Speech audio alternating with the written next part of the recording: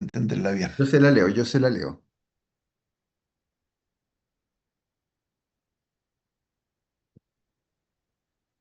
La dejé marcadita.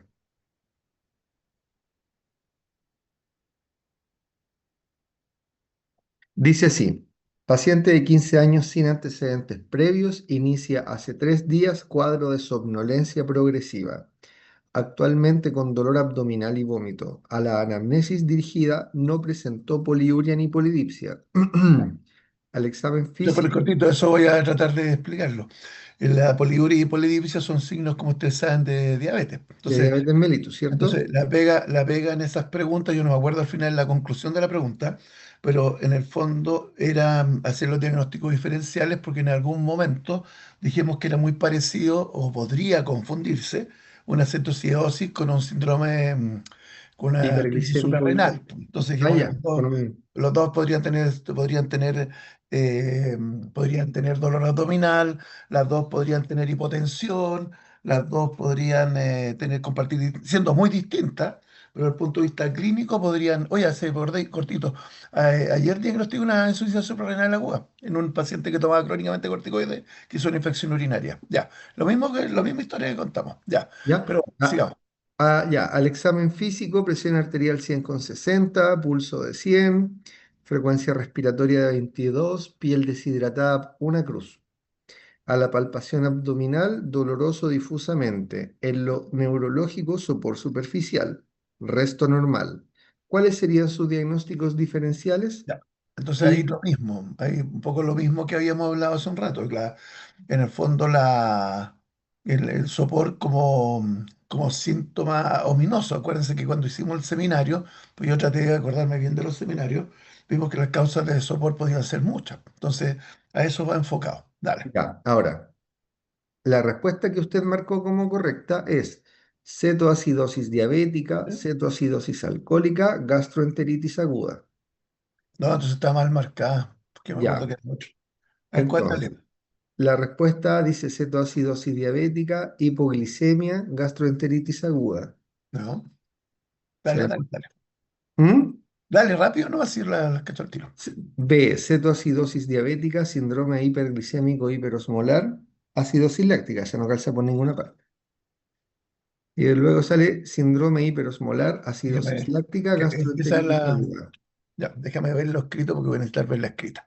Ya, esa tiene, ¿la podemos resolver al tiro, Doc? Sí, voy a tratar de hacerlo al tiro, pero quiero ver la escrita para ver la Yo la lógica. proyecto, espérese.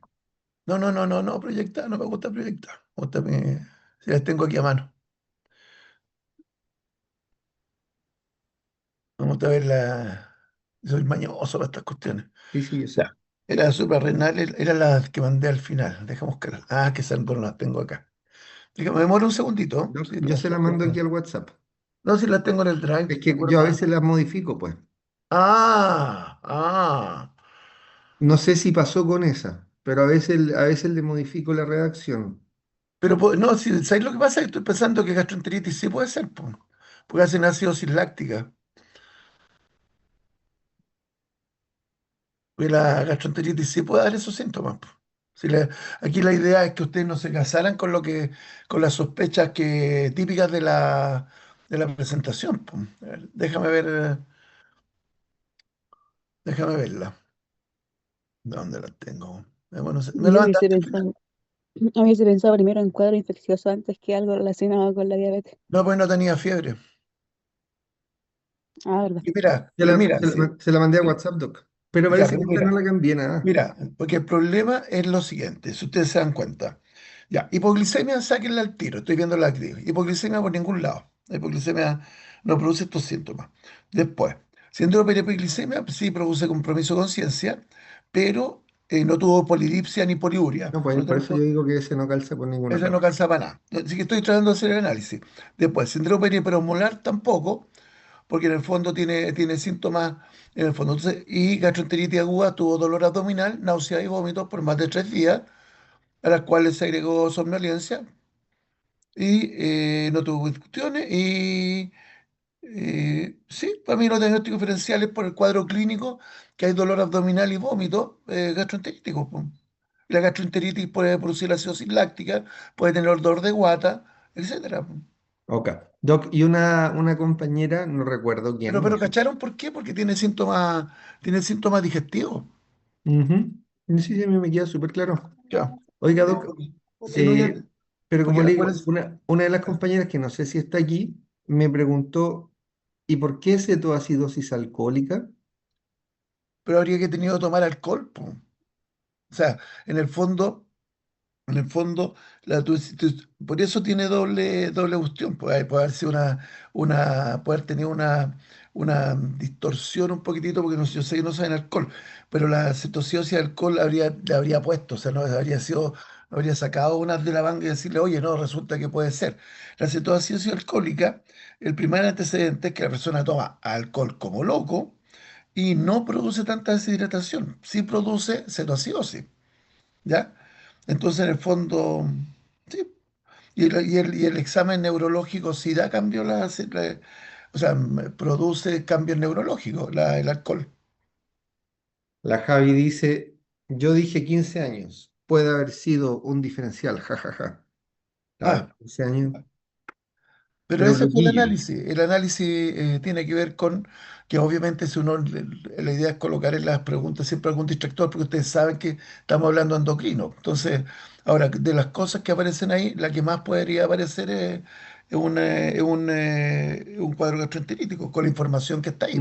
Sí, de todas Yo, maneras. yo- yo siempre le he dicho que en el fondo uno no coloca información, o sea, si yo no les pusiera información relevante, sería trampa. Por lo tanto, la idea es colocar información solamente relevante con la información que hay ahí, po. Claro, Si no hubiera tenido dolor abdominal y vómito, ahí obviamente me puedes matar, porque la gastroenteritis sin dolor abdominal y vómito sería como claro. implanteable, po. Sí, ese es el raciocinio. Ya la Javi pone, ya, profe, gracias, quedó súper claro ahora. Eso.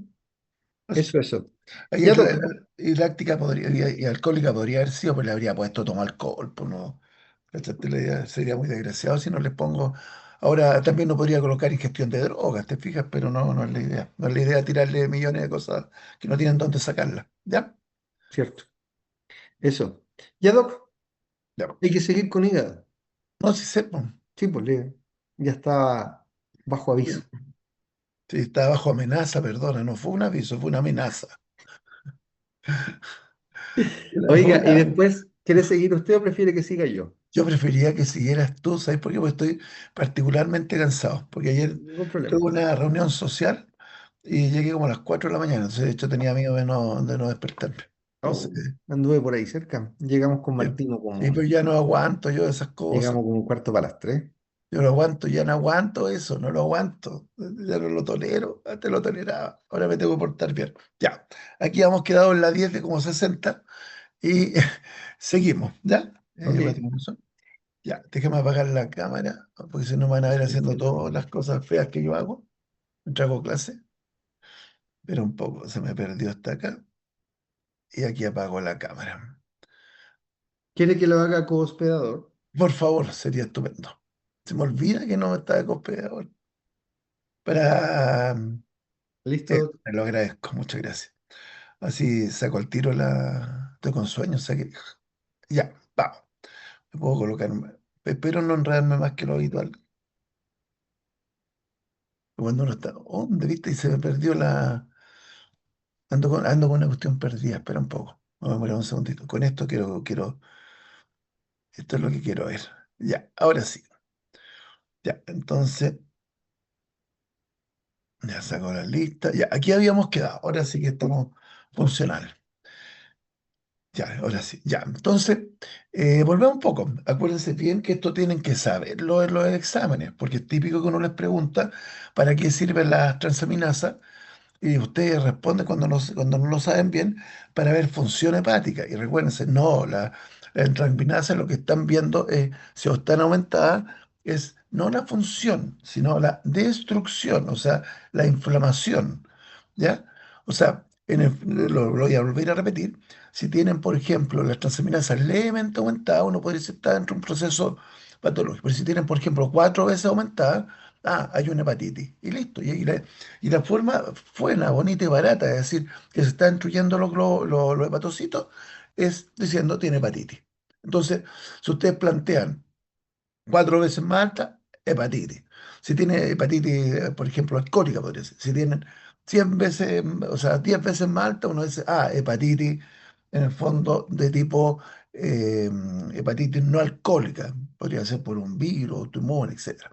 La otra ayuda que yo se los comenté, pero lo voy a repasar por la importancia, es que la oxalacética o la ST, como quieran llamarla, es de origen mitocondrial. Entonces, si ustedes tienen aumentada la mitocondrial sobre la pirúvica, uno puede decir, ah, se está destruyendo primero la mitocondria.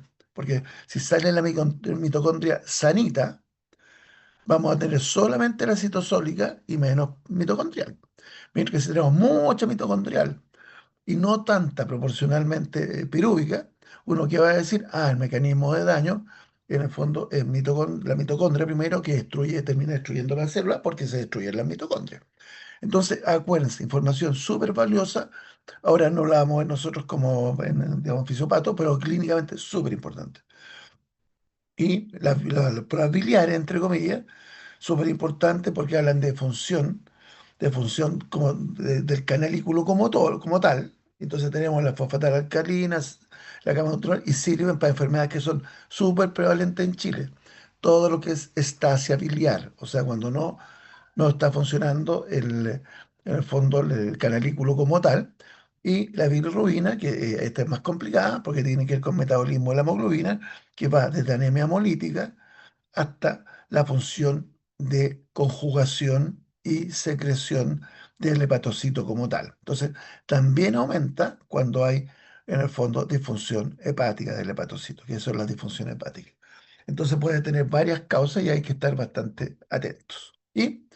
Y por último, la función como tal, dijimos que hay función fundamentalmente de síntesis, que sería albúmina a tiempo de protrombina, y por otro, dijimos metabolismo hepático, que esto tiene que ver con función propiamente tal, o sea, en este caso, metabolismo, en el fondo, no producción, en este caso, de cantidades grandes de amonio, y en el fondo también se ocupa. El amonio sérico se ocupa poco, y lo voy a explicar por qué después, pero es un marcador de encefalopatía, ¿ya? Y los otros son de función como tal. Entonces, súper importante porque esto lo ocupamos mucho en clínica. Se ocupa, cuando hablamos de pruebas de perfil hepático, pruebas de función hepática, estas son y uno tiene que saber interpretarlas. ¿Ya? Ahora, ¿qué es lo que pasa con el hígado? El hígado como buen órgano puede responder de muchas maneras. Ustedes han escuchado apoptosis, ya. El hígado en general, obviamente, puede tener distintas formas patológicas. Yo la verdad es que no me voy a centrar mucho en esto porque esto es más de anatomía patológica, pero tiene que sí, en relación funcional con lo que vamos a hablar en la clase, tengo que tocar el tema de la famosa cirrosis. Entonces, obviamente, no como toda, pero muchas células puede tener una forma de dañarse, que es la degeneración hepática. O sea, el hepatocito cambia su estructura sin necesidad de morir. ¿Ya?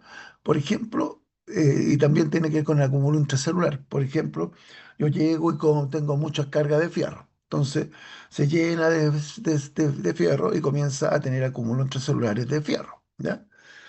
Eso es típico de ciertas enfermedades como la macromatosis, ¿ya? Entonces se echa a perder la famosa ferroportina por mutación, por distintos motivos, y al tener, entonces estamos nombrando esa es la enfermedad eh, de enfermedades por depósito de fierro, que llega y en el fondo se comienza a llenar de fierro el hepatocito, producto que no tiene ferroportina, o sea, no tiene cómo sacar el fierro que le llega.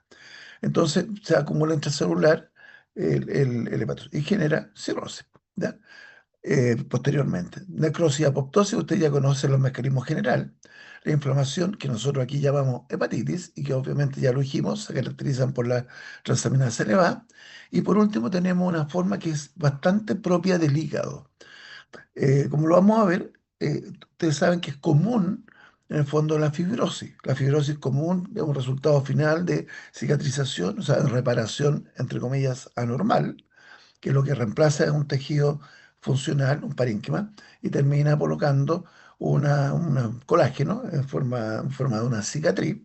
Por lo tanto, aquí tenemos fibrosis, o sea, cicatriz dijo en la piel, pero en el fondo en la práctica todos los tejidos generan esta fibrosis tratando de mantener la estructura cuando tenemos necrosis o apoptosis grande, ¿ya?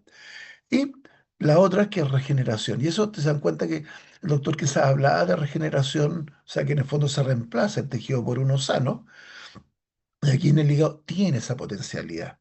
El hígado es un órgano muy, muy regenerativo. El problema es que a veces se regenera en forma patológica. Y porque uno podría decir, bueno, si el hígado se llama, genera fibrosis, ¿por qué no se llama fibrosis? Pero le pusieron cirrosis. Y la diferencia con una fibrosis común y corriente es que aquí hay regeneración, pero regeneración anormal. Y esa es la particularidad. O sea, si yo tengo un problema hepático, hago una hepatitis, por ejemplo, una hepatitis A, que puede ser casi fulminante, me puedo estar muriendo de la hepatitis, o sea, hubo destrucción masiva del hígado. Pues resulta que no me muero, tengo altísima, sobre todo en la hepatitis A, tengo altísima hay posibilidad que ese hígado se regenere completito y sanito. ¿Se dan cuenta? Y eso, obviamente, esa posibilidad de regeneración en el hígado es súper, súper trascendente. ¿Ya? Problema de la cirrosis es que hay regeneración, o sea, hay destrucción, pero en vez de regenerarse sano, se regenera de una forma patológica. ¿Ya? O sea, acuérdense, le preguntan, ¿por qué no? ¿Qué es lo que hay en una cirrosis? Usted tiene, regeneración, pero también fibrosis. Ese dato importante, si no sería solamente fibrosis. Y no es. Fíjense que el riñón es distinto. El riñón no tiene tanta regeneración, en el glomérulo sobre todo, como lo tiene el hepatocito. Ustedes saben de que un paciente que tiene una injuria renal aguda, tiene un episodio de injuria renal aguda, uno dice, bueno, se regenera, sí, se regenera porque él vuelve a mejorar la función, pero ese paciente tiene más posibilidades de ser una enfermedad renal crónica, o algunos dicen que todos los pacientes que en algún momento tuvieron una injuria renal aguda terminan con algún grado de enfermedad renal crónica. Entonces, sería una regeneración no tan normal, entre comillas, porque dejaría un factor de riesgo. Pero acá no. La regeneración hepática es completa cuando no hay en el fondo esta regeneración anormal. Eso es el dato que trato de hacer. La regeneración, súper importante. Esta parte se la sacamos, pero tiene que ver con este es un modelo, porque obviamente nadie tiene claro exactamente cómo se produce la regeneración. O sea, nos vamos a ir hasta esta parte de aquí, ve. Pero a mí me encantó este modelo planteado hace ya hartos años, que tiene que ver con lo siguiente. ¿Ya? Es un modelo bien, bien funcional, por eso me gustó. Tiene que ver con un mito, ¿ya? Y por eso el título de este artículo se llama Desde el mito al mecanismo, ¿ya? El mito es Prometeo, ¿ya? Prometeo, en lo griego, era un dios, o sea, era un semidios en realidad, que se le ocurrió darle el fuego a los hombres. Imagínate, nosotros en la oscuridad total, sin fuego, ¿no? Pues el fuego permite que el hombre en la noche salga fuera de las cavernas y te permite también la protección dentro de las cavernas, pero era fundamentalmente eso. Y es tener día en la noche, en el fondo. Y resulta de que Prometeo le da a los hombres, a la humanidad, le da el fuego. Y Zeus no quería eso, los quería tener castigados, como vio un Dios así omnipotente y Dios mala onda, dijo, no quiero que tengan el fuego. Y se enteró que le dio el fuego a los hombres, ya no se lo podía quitar a los hombres, entonces castiga a Prometeo. Y el castigo de Prometeo fue que durante el día un águila le comía el hígado, o sea, en el fondo, destrucción hepática. Pero en la noche el hígado se regeneraba. Entonces era un castigo eterno, en el fondo que pasaba porque le comía el hígado el día del águila y en la noche el águila descansaba, Prometeo descansaba y le crecía el hígado. Eso a lo que apunta es que los griegos ya entendían la capacidad regenerativa del hígado. Entonces, yo me encuentro súper interesante, y obviamente de eso se trata un poco este artículo. Se trata de las bases moleculares del mito de la regeneración hepática, que en realidad no es un mito, es algo que está claramente mostrado. Ya. Esto parte con lo siguiente, que hay una lesión hepática o pérdida de masa hepática. Aquí es importante que se den cuenta, toma un poco lo mismo del síndrome de la nefrona remanente. O sea, si tenemos una menor cantidad de masa nefrona, el funcionamiento va a cambiar y obviamente vamos a tener efectos de esa reducción de masa. Entonces, Aquí teóricamente hay una lesión hepática o pérdida de masa hepática. ¿Eso qué se traduce? Se traduce en alteraciones del flujo sanguíneo. Acuérdense, dijimos el otro día por la aorta, por la hepática, pero se altera, ¿ya? Se altera aumentando el flujo, ¿ya? También, ojo, dijimos que a través de la aorta, sobre todo, llegan especies producto de bacterias, en este caso lipopolisacáridos de membrana bacteriana, gran negativo fundamentalmente. Y también llega mayor carga de citoquinas porque dijimos que es un espacio de, entre comillas, de combate de la porta porque están llegando detritos bacterianos, también hay las placas de Peyer's que tienen en el fondo todo un sistema inmune, por lo tanto hay cantidad de citoquinas. Ahora, esta mayor cantidad de aporte de flujo lipopolisacárido y citoquina generaría una activación de células de Kupffer, que son los macrófagos, acuérdense, y por otro lado de las mismas células endoteliales. Estas células producen TNF-alfa, interleuquina 6. Aquí agarramos el camino. La TNF y la interleuquina 6 son proactivadores de macrófagos, por lo tanto entramos en estas cosas que son de retroalimentación positiva, ¿cierto? Si a esto le agregamos componentes de flujo portal que también directamente pueden actuar, ¿ya? Vamos a tener mayor inducción de factores inflamatorios. Factor nuclear kappa beta, factor de proliferación hepática, el STAT3. O sea, factores en el fondo transcripcionales para, en el fondo, generar más inflamación y generar también crecimiento hepático. Esto se ve modificado también por factores de crecimiento endotelial y, y también por factores de crecimiento, de factores, ay, se me olvidó, hormona, ya, factor de crecimiento, ahí está no me acuerdo, no puse la sigla porque eso significa que lo sabía bien y ahora estoy con sueño, no me acuerdo, ya. Factor de crecimiento hepático también, que sí, este es una proteína y este es el factor, ¿ya? Que son producidos por las células estrelladas de la matriz. Las células estrelladas es súper importante para el funcionamiento hepático.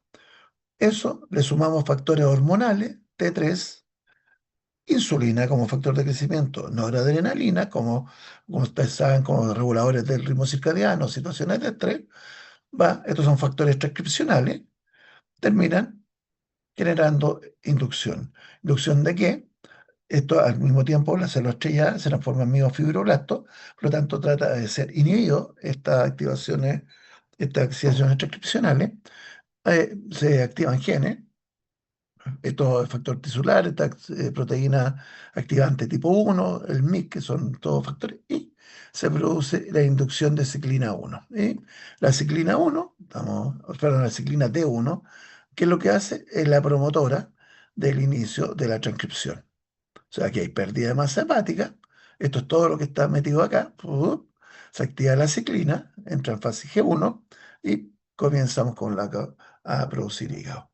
Esto es algo que se ocupa en clínica. Entonces, pero esta cosa es rara. Si se ocupa en clínica, no en términos de que damos factores de inducción o etcétera, sino que se ocupa porque cuando se hace un trasplante hepático, uno podría pensar, por ejemplo, corazón. ¿Qué es cuando se trasplanta un corazón? Se tiene que trasplantar el corazón completo.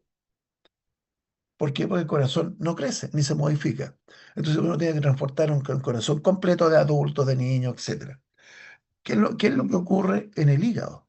En el hígado se trasplanta un pedacito del hígado.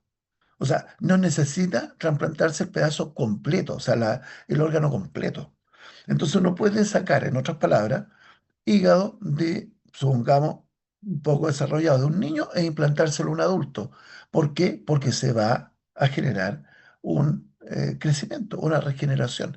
Tanto así que la doblez, no me mira esta cifra, no la tengo tan exacta, pero en el fondo que casi se aumentaba en un tercio de la masa trasplantada en un mes. O sea, por ejemplo, si yo digamos, trasplanto 500 gramos de hígado, obviamente tiene que tener una estructura, no es que uno pueda llegar y trasplantar un pedazo, tiene que ser una estructura que permita hacer la anastomosis correspondiente. Si yo trasplantaba 500 gramos, en un mes tengo 700 gramos casi de hígado, y lo cual significa, es importante porque aumenta la masa en forma significativa. Súper importante esto. Entonces, volviendo un poco al tema de que nos convoca hoy día, si yo tengo una noxa y esa noxa produce una regeneración normal, perfecto, vamos a tener una regeneración completa y la enfermedad, uno podría decir, aquí no ha pasado nada. Ah, pero es que estuvo muy grave. Sí, aunque estuvo muy grave. ¿Por qué? Porque tuvo una regeneración normal. Las patologías que tienen que ver con cirrosis son que hay destrucción, partimos de esto, pero esta regeneración normal no se produce. Produce una regeneración patológica, que lo voy a ir dando, y ustedes lo van a ver obviamente en anatomía patológica, que se basa en nódulos. Yo el día anterior le dije que le señalé como modo de entretención que son como láminas. Entonces se dan cuenta aquí, son como láminas de hepatocitos, como capitas, ¿sí? ¿Qué ocurre cuando tenemos una regeneración anormal? No se produce esto. Lo que se produce es que esto, en vez de estar así dispuesto en capitas, se produce como una redondela. ¿Ya? Yo sé que estoy diciendo cosas que son un poco aberrantes, pero para que lo entendamos.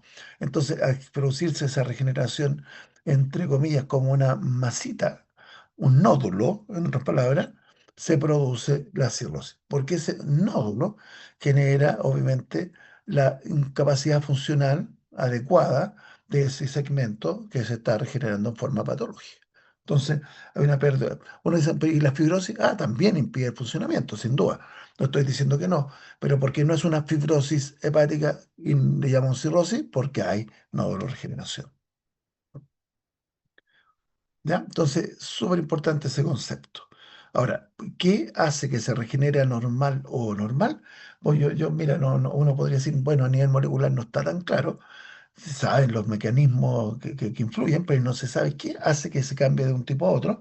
Pero vamos a entrar a la típica teoría del estrés o de la enfermedad mantenida. Cuando un poco lo dijimos yo me acuerdo cuando hablamos de hipertensión, cuando hablamos hipertensión, me refiero en términos de regeneración o en el fondo de hipertrofia patológica o hipertrofia normal. ¿Se acuerdan cuando hablamos de corazón? Decíamos, una persona que hace ejercicio, hace entrenamiento, que tiene una curso de un embarazo, no va a ser una hipertrofia cardíaca patológica porque en el fondo tiene un estrés que es por un periodo corto de tiempo, al diario en el caso del entrenamiento, que lleva a generar cierto perfil de diferenciación del cardiomiocito, o sea, cierta expresión de transcripciones, mientras que el patológico, por lo mantenido de la situación, de caso la sobrecarga ventricular mantenida por presión o por volumen,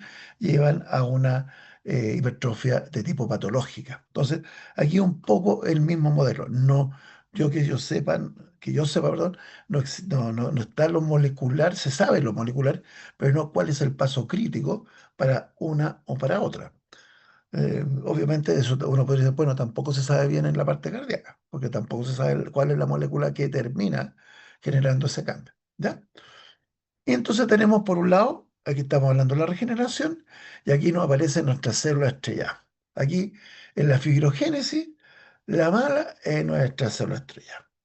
La célula estrellada por señalética, por distintas señaléticas, pero en general inflamatoria, producida por hepatocitos. Dijimos que el hepatocito es capaz de generar, en el fondo, interleuquina. No lo pusimos, pero el hepatocito sí es capaz de generar interleuquina. Células endoteliales, que ustedes ya saben que son regulatorias. Y la célula de Kiefer se activa. Y se activa aquí a miofibroblasto. Y obviamente, como buen miofibroblasto, genera matriz, al mismo tiempo genera proteasa, en el fondo. Por lo tanto, acuérdense este equilibrio fino que hay entre producción de colágeno, o sea, resolución de fibrosis, versus resolución de fibrosis. Estas proteasas son, ustedes recordarán, metaloproteinasa en general, y el miofibroblasto puede entrar en desactivación, puede entrar en apoptosis o en senescencia, o sea, dejar de funcionar. ¿Y de qué va a depender esto? Entre otras cosas, de la noxa, si es persistente, y obviamente todo lo que tiene que ver con lo molecular y la regulación, que aquí nadie lo sabe bien, ¿ya? Entonces, ¿cuáles son los resultados? Si nosotros tenemos las células estrella activadas en forma permanente, se va a producir un miofibroblasto, el miofibroblasto va a generar colágeno como loco, y si hay una mantención del estímulo, lo más probable es que sea tan grande que, pese a que el miofibroblasto modifica el comportamiento de la producción de colágeno y también produce proteasa, lo más probable es que quede si no tenemos o desaparece el estímulo, lo más probable es que entre la proteasa C degrade, resolución de la fibrosis, y por otro lado, el miofibroblasto, en este caso, célula estrellada activa, se desactive, entre en apoptosis o simplemente se inhiba, entra en senescencia. Entonces, ¿se dan cuenta? El malo aquí es el miofibroblasto, o sea, la célula estrellada. O sea, nuestro problema es cuál es uno de los culpables más importantes de la producción de cirrosis, la célula estrellada. Porque la célula estrellada es la que en el fondo se comporta como un fibroblasto. Y obviamente uno podría decir, bueno, ¿y por qué sería tan importante? Porque si yo estoy depositando colágeno, ¿qué es lo que estoy alterando? La estructura del parénquima hepático, y favorezco la formación de núcleo o nódulos de regeneración, esa regeneración patológica. ¿Ya?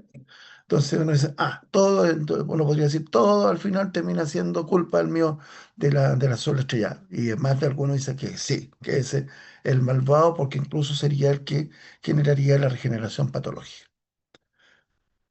No está tan claro. Eso, si alguien le dice no es tan así, puede ser. O sea, no. Entonces, cuando hablamos de insuficiencia hepática, falla hepática, yo aquí no voy a colocar sutilezas para diferenciar entre insuficiencia, falla, porque la verdad es que no existe así como un gran consenso para diferenciarla. Tenemos que la insuficiencia hepática va a llevar alteraciones en la función. Entonces, ¿cuáles son las alteraciones en la función?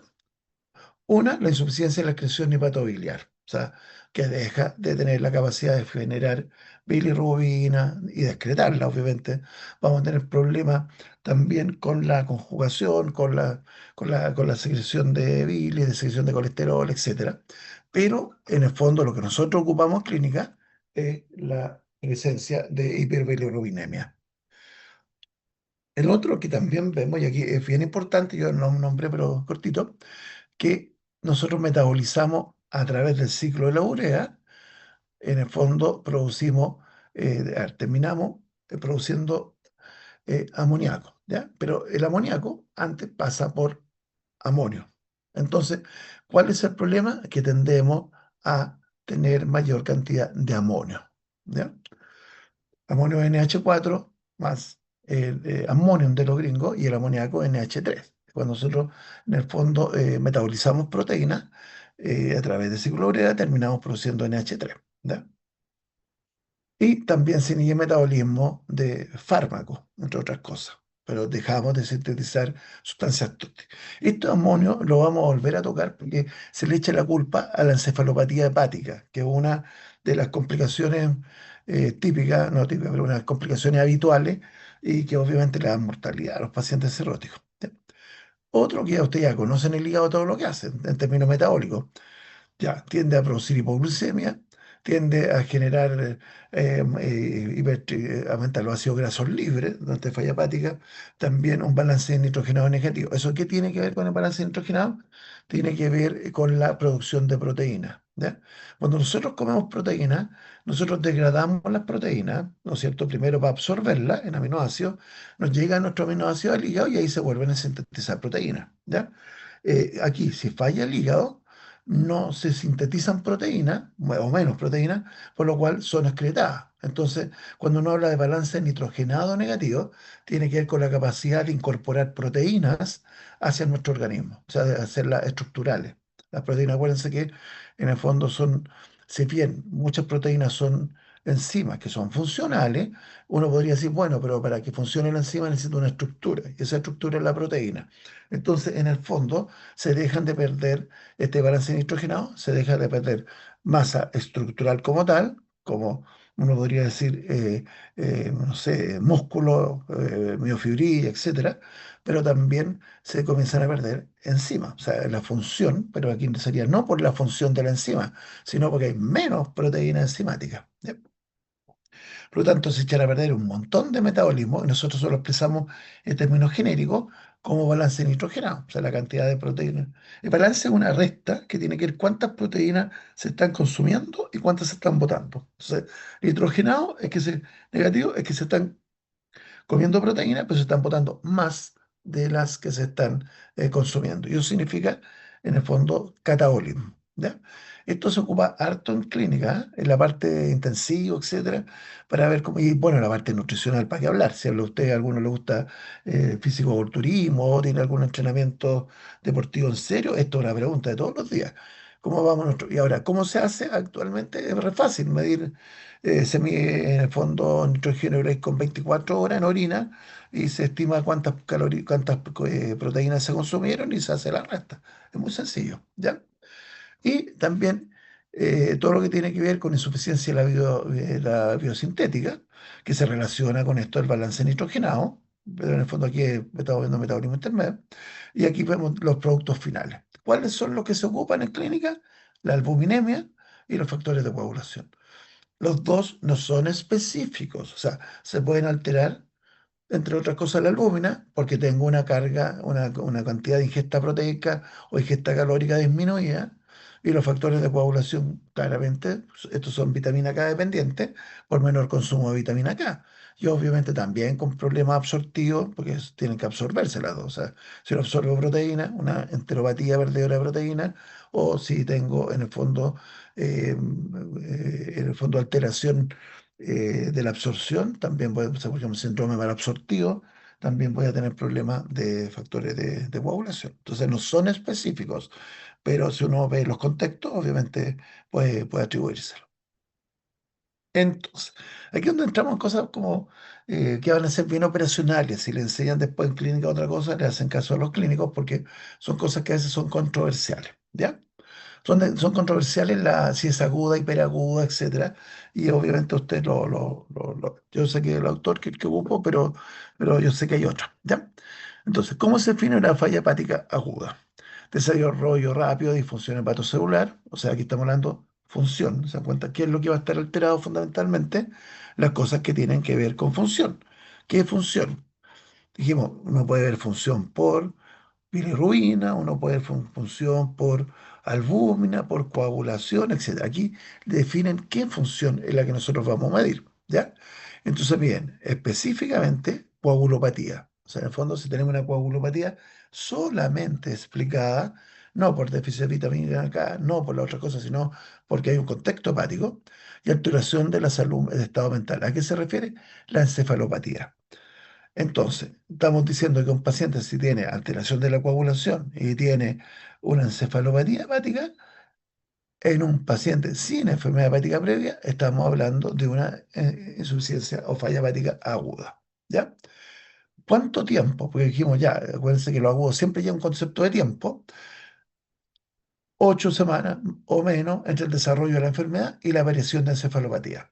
O sea, desde que yo pienso que el paciente está con alguna falla, o sea, lo pienso que tiene algún daño hepatocelular, eso podría ser, por ejemplo, que comienza con una hepatitis, el paciente comienza con una hepatitis, con destrucción hepatocelular, y resulta que aparece una encefalopatía. Antes de 8 semanas, yo hablo de insuficiencia hepática aguda. ¿Ya? Ese es como el concepto, o sea, desde que el paciente está sano, sano, o se supone que está sano sin nada hepático y aparece la encefalopatía, eh, uno podría decir lo mismo en relación a la coagulopatía, pero se ocupa en general la encefalopatía porque da más gravedad. O sea, un paciente para que tenga encefalopatía hepática de cierta magnitud, en el fondo da más gravedad. O'Reilly lo agrupa entre grupos, pero él define el intervalo entre la ictericia y la encefalopatía.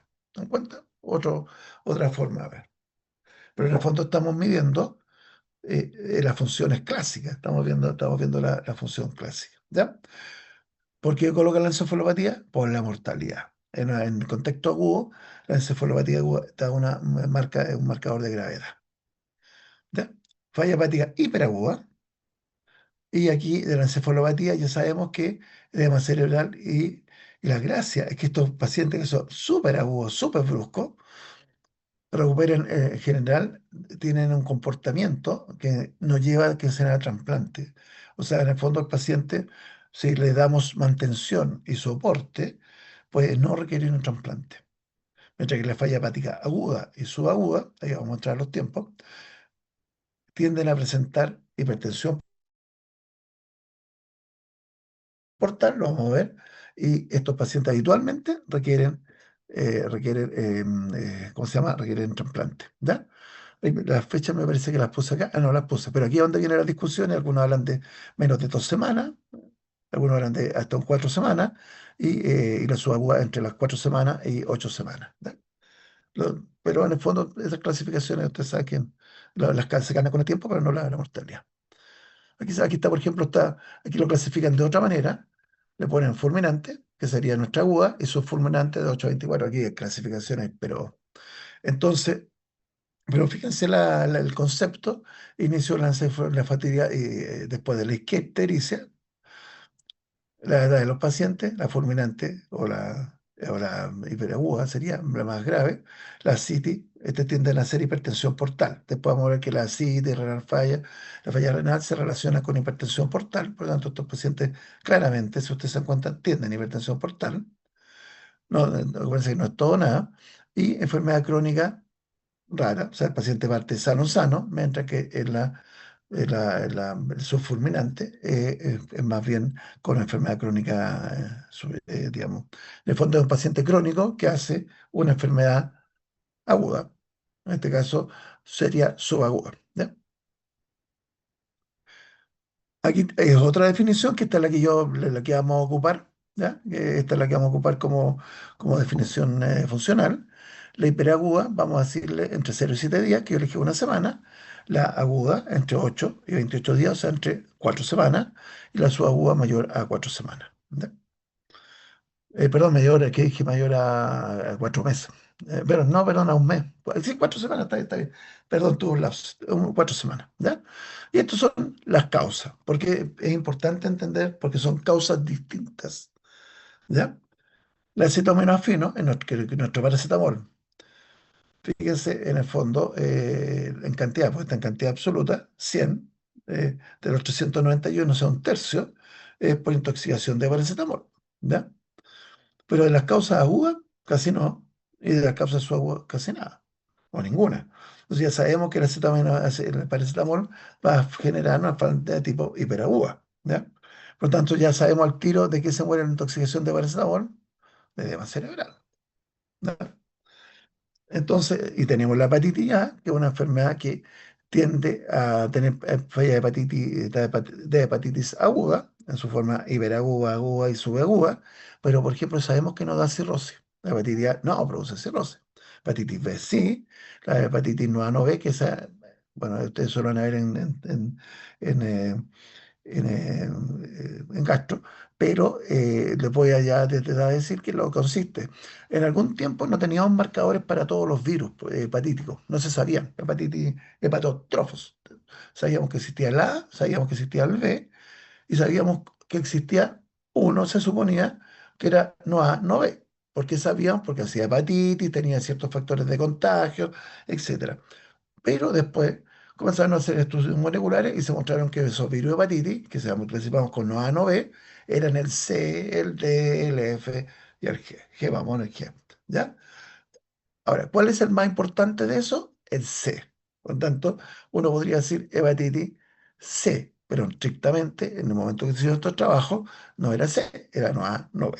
¿Ya?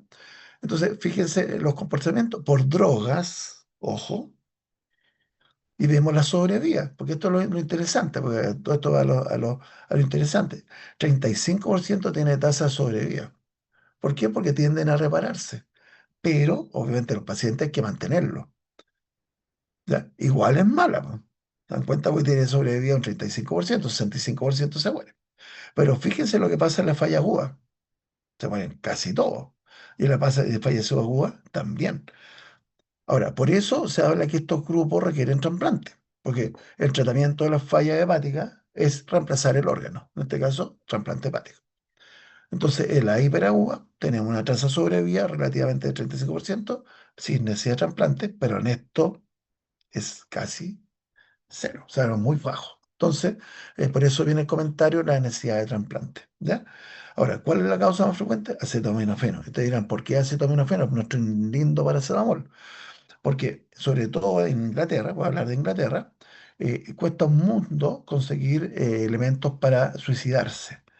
Porque no tiene, bueno, en Chile también, no hay acceso a armas, no hay acceso en Estados Unidos. En Estados Unidos se pegan un balazo. Pero el acetaminofeno, todo el mundo lo sabe por su toxicidad, que en el fondo es un fármaco fácilmente comprable en cualquier farmacia, en cualquier lado, por lo cual se ocupa con fines suicidas. Entonces, autolítico. Entonces, mucho de esto está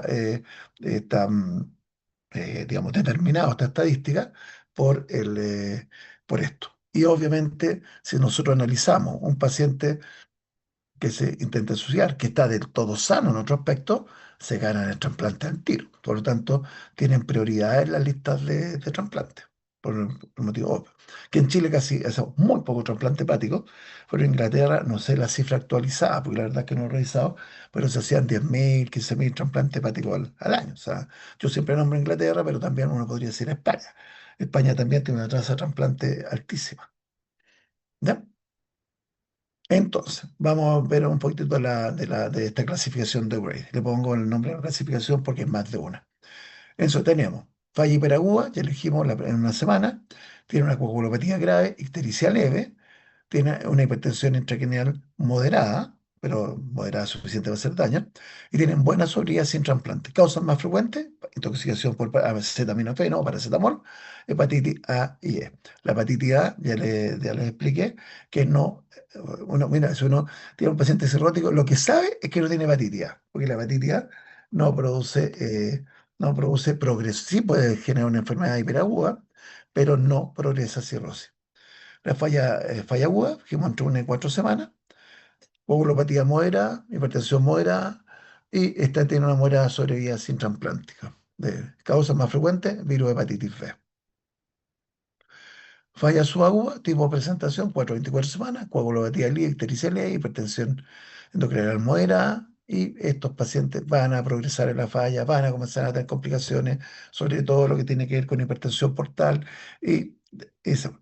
Causa más frecuente, fármaco distinto al paracetamol. Paracetamol deja la embarrada al tiro, es decir, no, en general nos deja mayores conflictos, ¿ya? Entonces, recordarlo. Y esto es falla subaguda habitualmente en pacientes que hacen aquí el modelo típico de la falla subaguda, lo voy a aguda y subaguda, uno puede hablar de la hepatitis alcohólica. La hepatitis alcohólica es un cuadro que se genera inicialmente en un paciente que ya tiene cirrosis hepática, en el cual después de una descompensación de consumo de alcohol, o sea, se larga tomar alcohol, se produce una hepatitis. Y eso se llama hepatitis alcohólica aguda. Y esa es el típico modelo de falla aguda y subaguda. Porque en el fondo es ya un paciente crónico que comienza a tener, y como les dije, tienden a tener hipertensión, tienden a tener en el fondo ya complicaciones producto de la hipertensión portal. Las causas también cambian según el lugar. Por ejemplo, también hay otras causas, pero fíjense que cambian según el país. Entonces, si nosotros vemos Reino Unido, paracetamol, pues ya les conté por qué, pues, ¿ya? Indeterminado indeciso. Y eso es lo que quiero esta diapositiva la pongo, aunque ustedes no lo crean, por esto lo indeterminada. Porque uno dice, miren, en Reino Unido con todas las tecnologías, no se llega a determinar en cantidad significativa de pacientes. Entonces, Estados Unidos un 14, Francia un 18, o sea, estamos hablando de países hiperdesarrollados. Japón, ahora eso puede hablar de la idiosincrasia de los japoneses, que tengan algún gen que haga que se genere mayor daño, pero en la India con una situación intermedia y España que no son. Entonces, fíjense que hay un porcentaje significativo de falla hepática aguda que no se logra establecer la causa. Y ojo, en falla, en cirrosis hepática también. Hay un buen 20 o 30% son criptogénicas, que no se sabe por qué. Se volvió loco alguna factor de transcripción, pero no se sabe. Eso yo siempre lo toco porque es para llevarnos un poco a la tierra, que no somos doctores, que sabemos todo, porque no tenemos como conocimiento médico, y que obviamente hay mucho todavía que descubrir, ¿ya? Y Obviamente los virus, los virus A y virus B se relacionan con tasas de sanidad, porque el virus B, bueno, se contagia fundamentalmente por contacto estrecho, sangre, etcétera, pero el virus A es por comida contaminada. Entonces, aquí sería interesante separarlo, virus A y virus B, porque obviamente uno no esperaría que en India sí puede haber muchos virus A, pero en Francia lo más probable es que sea todo por virus B. En Japón también, porque el virus A es por con comida contaminada por heces, o sea, por caca. Y la contaminación humana es fundamentalmente por vía enteral, pues, o sea, comemos de alguna manera caca. Y perdona que sea tan crudo, pero es la verdad. Entonces eso es. Entonces, un país de alto saneamiento ambiental, uno no esperaría. Entonces, esto es lo más probable que sean virus de hepatitis B. Y en India sí sea más virus de hepatitis A. Virus de hepatitis E es una condición que también se relaciona eh, con factores ambientales y bueno, y otras. Causas poco comunes, pero que ocurren, hepatitis autoinmune, obviamente parte de la hepatitis autoinmune tiende a ser de partida lenta, pero hay pacientes que parten con una falla hepática aguda y después se hace crónica. La hepatitis autoinmune sí puede llegar a cirrosis hepática.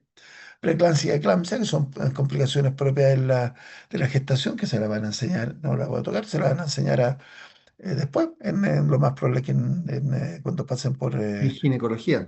por obstetricia, Por ginecología ginecología y obstetricia. obstetricia, ok.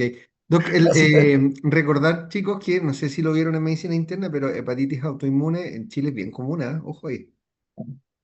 Es sí, por una nuestra mayor condición. tasa de enfermedad autoinmune, Chile tiene Sí, harta enfermedad reumatológica autoinmune, entonces son frecuentes. O sea, lo van a ver. Si se pasan por un sí, hospital que lo piensan, lo van a ver. eso. Así que Sí, claro. para que lo tengan en presente. Eso Estas nomás. son cosas, son pocas frecuentes, ojo, pero son frecuentes. ¿Ya? Eso hay que tenerlo claro. ¿Ya?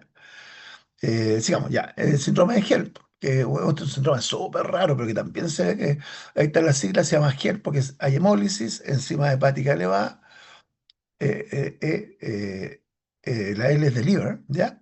Y low platelets, son bajos plaquetas. Ese es el síndrome. Hemólisis, enzima hepática, enzima, eso es, liver enzymes, y low platelets. Ese es el nombre del síndrome. También se ve con cierta frecuencia, son raros, pero se ven. Infecciones virales, isquemia hepática, ojo, el hígado, se acuérdense que les llega sangre por dos lados, por la porta y les llega por la arteria. Pero si yo tengo una situación de shock, al dejar de llegarle sangre arterial, ¿qué les deja llegar? Oxígeno. Entonces estos pacientes también en situaciones de shock, de cualquier shock en realidad, pueden hacer isquemia hepática. Y si hacen isquemia hepática, pueden tener una falla hepática aguda. ¿Ya? Si la sangre es infiltración maligna, cáncer, falla primaria de un trasplante, toxina, la manita, siempre hace un comentario que el doctor de la manita, ¿ya? No lo hace, ya. Entonces, estos son, ¿cómo se llaman? Hongos tóxicos. Anomías vasculares, este es un caso, si no es Buchiari, es una trombosis. Y esa trombosis de la suprahepática hace que se eche a perder toda la circulación. Y por lo tanto, al echarse a perder la circulación, genera isquemia y genera también falla hepática. Y la enfermedad de Wilson, que yo le estaba contando hace un ratito, que tiene que ser, son enfermedades por depósito. También se pueden partir con, eh, digamos, con falla hepática. Agua. Entonces, este es el típico modelo, aquí no se asusten, que tiene que ver con los modelos de necrosis, o sea, perdón, de apoptosis, ¿ya? Entonces, o necrosis. Esto ustedes ya lo saben. Factores de FAS que activan caspasa, modifican el BCL, esto lo saben del primer semestre. Se echa a perder la mitocondria, se expresa mitocondria, libera el citocromo C, más caspasa, se termina actuando el caspasa 3, apoptosis. Y por otro lado, dependiendo de la cantidad de ATP, ¿ya? Teniendo ATP, estos no teniendo ATP, falla la membrana y hay necrosis. Y obviamente el estrés oxidativo, por otro lado, si es muy alto, activa la caspasa y volvemos a apoptosis. Ahí depende de la cantidad de ATP, como ustedes ya lo saben. Por lo tanto, aquí tenemos mecanismos comunes, no hay un mecanismo muy diferenciante de otros tejidos. Ahora, vámonos con lo propiamente tal hepático. O sea, tenemos que las células van a morir por apoptosis, por necrosis. Yo no tengo claro si hay otras formas de muerte hepática masiva, pero las fuentes típicas son apoptosis y necrosis, en el hígado me refiero, y vamos a tener esta falla hepática. Ya dijimos, central, la encefalopatía. ¿Por qué? Porque estamos definiendo falla hepática en relación a la encefalopatía. Los factores de coagulación son como sencillos. Llega, no hay, el hígado no funciona bien, no se produce vitamina, la vitamina K no es funcional, no, en el fondo no activa los factores de coagulación.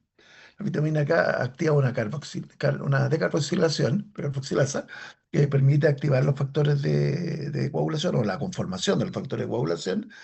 Entonces aquí no se produce eso. Y al no producirse eso, tenemos producción parcial de proteína, de factores de coagulación, pero no son capaces de activarse. Entonces al final no tenemos. ¿Ya? Y la encefalopatía, aquí vamos a tratar de explicarla. Por lo tanto, la parte de la coagulación es como más sencilla. Y la vamos a volver a tocar en todo caso. Y la encefalopatía. Y aquí tenemos hartas complicaciones, porque no se sabe bien. Y ahí es donde entramos con los problemas. ¿Qué contribuye a la encefalopatía hepática? Se supone que es un daño neurológico reversible, cuando estamos hablando de aguda. Cuando es crónica, comienzan a generarse daños irreversibles, pero aquí estamos hablando aguda. Se supone que reversible se evidencia por, fundamentalmente, depresión del sensorio, convulsiones y coma. ¿Ya? Hay coma hepático. ¿Ya? Entonces, en el fondo, el paciente se va deteriorando. Y ahí es donde vienen las teorías. Para diagnosticarla hay que descartar otras causas que depriman la actividad cerebral. Típico en estos pacientes. Si llega, por ejemplo, alcoholizado, llega con alcohol. El alcohol te sabe es depresor de las funciones cerebrales. Pero ustedes me van a decir, pero es estimulante, pues el alcohol no solo es lubricante social. Nosotros, en el fondo, tomamos un poquitito para atrevernos a hablar con la niñita que nos gusta, o las niñitas, tomamos un poquito de alcohol para atreverse a hablar con el niñito, o para bailar, lo que sea. Entonces, pero ¿por qué entonces uno dice que es depresor? El alcohol es depresor porque lo primero que deprime es la corteza. Y la corteza, ¿cuál es la gracia? Que la corteza controla, en el fondo, todo lo que tiene que ver con impulso, todo lo que tiene que ver digamos, con aparato psíquico. Entonces, en el fondo, ¿qué es lo que hace? Pasamos a controles inferiores, no corticales, y después va inhibiendo para abajo. Entonces, al final, ¿qué termina inhibiendo? El bulbo. Entonces, cuando inhibe el bulbo, dejamos de respirar y nos morimos. ¿Ya? O no solamente por centro respiratorio, sino también por centro cardiovascular. Entonces se producen disautonomías que terminan matando al paciente. Acuerden que el alcohol puede matar. ¿Ya? No es solamente que el alcohol no solamente mata en accidentes de tránsito, no solamente por enfermedad crónica, sino también por insuficiencia, por intoxicación aguda. ¿Ya? Eso por eso puse intoxicación alcohólica en la prueba. Porque yo sabía que íbamos a tomar alcohol, a tomar alcohol, a tocar alcohol. ¿Ya? Entonces hay que descartar otros factores. Y aquí viene una observación. El 80% de los pacientes agudos presentan edema cerebral. Y entre el 30 y 50 de los pacientes tienen aumento de la PIC. O sea, en el fondo se relaciona con algo de edema. En todos los casos, no, en algunos de los casos. Entonces, los otros casos van a ser explicados por mecanismos que son, en el fondo, parecidos a los que vamos a ver con encefalopatía crónica. ¿Ya? Factores contribuyentes, que hay disminución de, por ejemplo, el paciente está en un contexto de hemorragia, de sepsis, de fenómeno inflamatorio con citoquina circulatoria, disminución liberados del hígado necrótico, citoquinas proinflamatorias, hipotensión. Todo esto obviamente agravan la encefalopatía o contribuyen a la encefalopatía porque disminuyen el aporte de oxígeno. Entonces, si yo tengo disminución del aporte de oxígeno, va a funcionar todo mal. Cambios funcionales y estructurales independientes de la función hepática. Por ejemplo, ya lo dijimos, un alcohólico va teniendo daño cerebral, que se genera atrofia cerebral, el alcohol, usuario de drogas también, o una enfermedad de Wilson. ¿Ya? Aquí va a ser un tema que lo vamos a tocar después, que se llama CHAN. Acuérdense la palabra CHAN porque la hemos visto ya. La vimos cuando hablamos de sistema respiratorio, de mecanismos de insuficiencia respiratoria.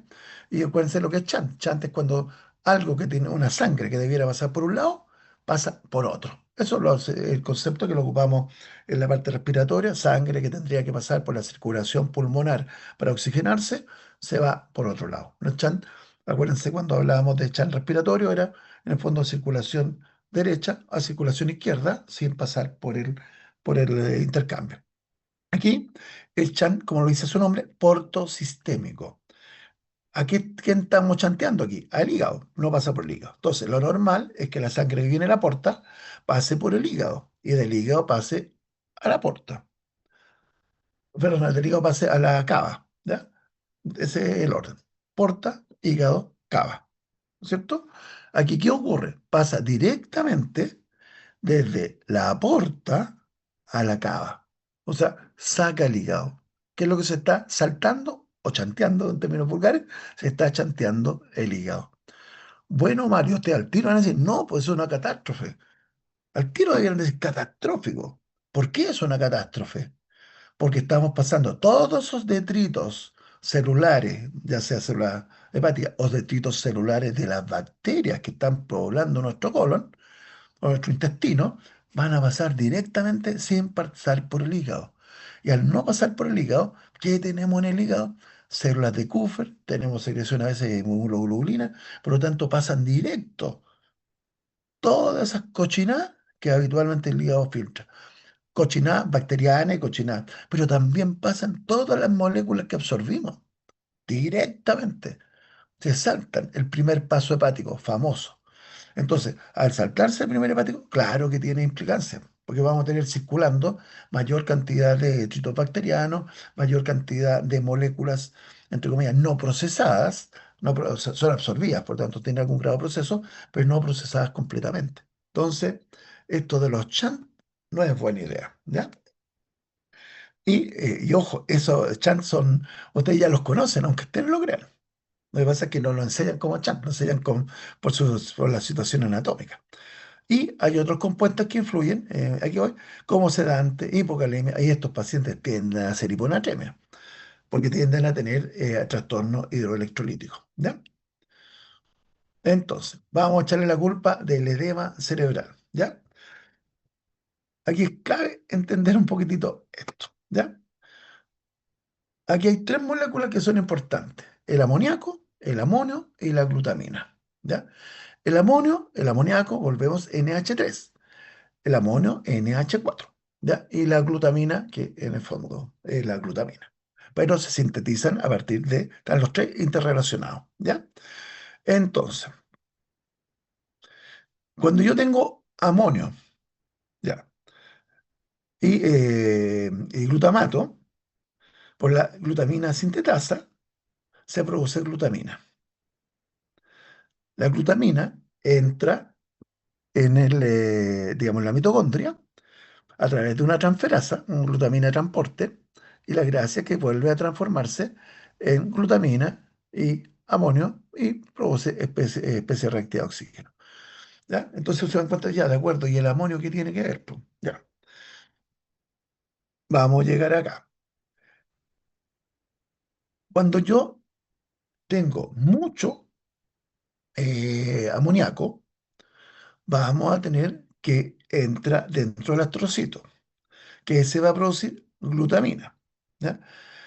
¿Qué es lo que ocurre con la glutamina? Parte sale al líquido cefalorraquídeo, parte sale, digamos, se pasa a la neurona presináptica como glutamina y aquí se vuelve a transformar en glutamato. Y aquí, ¿qué es lo que tenemos? Que el glutamato es activo, ¿ya? El cual va a activar en bono receptores de glutamato. Y por otro lado, va a entrar, digamos, de nuevo en porcentaje, volvemos con algún grado de activación vía receptores AMPA y de kainato a la. Entonces, se dan cuenta que en el fondo vamos a tener cargas mayores de glutamina y de amonio, ¿ya? Pero todo parte, pues, y de glutamato también inicialmente, pero todo parte porque hay más NH3. Si yo tengo NH3, voy a tener más de todas estas cosas. ¿Y cuál es la particularidad del NH3? ¿Cómo nosotros regulamos el NH3? Déjame ver si tengo la foto. Ya. Nosotros le regulamos el NH3 porque a nivel intestinal las bacterias metabolizan parte del NH3 y tenemos una absorción menor de NH3 por las bacterias. Pero también ese NH3 es metabolizado en el primer paso hepático. O sea, cuando yo tengo amonio, pasa por el hígado y ese hígado lo que hace, toma el amonio y lo mete en este ciclo, en estos ciclos que tiene que ver con la producción de glutamina y en el fondo la glutamina se ocupa en el hígado también a nivel cerebral, por lo cual se produce esta mayor cantidad de glutamina. Pero aquí lo malo es que se está produciendo ¿dónde? Dentro de nuestro cerebro. Entonces, al producirse dentro de nuestro cerebro, dentro, o sea, al líquido cefalorraquídeo, dentro de la neurona presináptica, en el fondo va generando cambios en lo que tiene que ver con nuestra producción de neurotransmisores. Pero todo parte al final porque tenemos mucho amoníaco en la famosa circulación. ¿Por qué? Vuelvo a insistir, porque nos pasamos la cantidad, no pasamos por el hígado. El hígado hace algo parecido, no es exactamente lo mismo, porque en vez de terminar produciendo especies reactivas, termina produciendo urea, pero en el fondo es lo que ocurre. Entonces, ¿qué es lo que vamos a tener? Bueno, ¿por qué es tan malo tener amonio? Porque el amonio es osmótico, la glutamina son osmóticas. Y si aumentamos la osmolaridad, ¿qué va a ocurrir? Para regular la célula, el tamaño celular, esto es edema cerebral, lo mismo que hablamos de edema cerebral, va a aumentar el volumen y para no regular el volumen, se va a tender perdón, se va a tender a secar la célula inicialmente, perdón, pero estoy hablando de tontera, va a tender a aumentar el volumen, pero aumento la molaridad de intracelular y va a tender a generar edema cerebral. Y para disminuir el edema, porque esto es intracelular, acuérdense que está glutamina y todo esto está intracelular. Eso es lo que también hay extracelular, pero fundamentalmente intracelular. También hay extra, pero en el fondo aumenta la cantidad total de glutamina. El problema es que aumenta el volumen celular y al aumentar el volumen celular, ustedes saben, para regular el volumen celular se produce salida de ciertos iones o salida de osmolitos. Y resulta que esto, que es lo que son habitualmente, pueden ser neurotransmisores. Entonces, déjala embarrar. O sea, vamos a tener edema cerebral y vamos a tener en el fondo trastornos cerebrales, en este caso que tiene que ver con conciencia, producto de nuestros cambios por la salida en el fondo, de productos intracelulares. ¿Se dan cuenta? Ese es el modelo. Y por eso tendrían edema cerebral. Ahora, ¿qué es lo que uno... voy a poner un poquitito... Bueno, no sé si le han hecho algo... ¿Le han hecho alguna cosa de hígado de clase de medicina? ¿Sí o no? Creo Ya, que no, profe. no, ya. Ya, pero ¿ustedes vieron en semiología, encefalopatía hepática, alguna cosa? Encefalopatía sí. Ya, ya, porque estamos hablando de encefalopatía. Entonces, ¿se recuerdan si les dijeron el tratamiento de la encefalopatía? Yo por lo personal no lo recuerdo. Ya, pero mira, el tratamiento, ¿cuál sería ustedes el tratamiento pensando en esta teoría del amonio? Es bajar la cantidad de amonio, de que se absorba menos amonio. Ese es como lo lógico, hagamos que se absorbe menos amonio, pero menos amoníaco, me equivoqué, que se absorba menos amoníaco, ¿ya? Entonces, ¿cómo hacemos que se absorba menos amoníaco? ¿Ya? El amoníaco, vamos a volver entonces al intestino, nuestro querido intestino.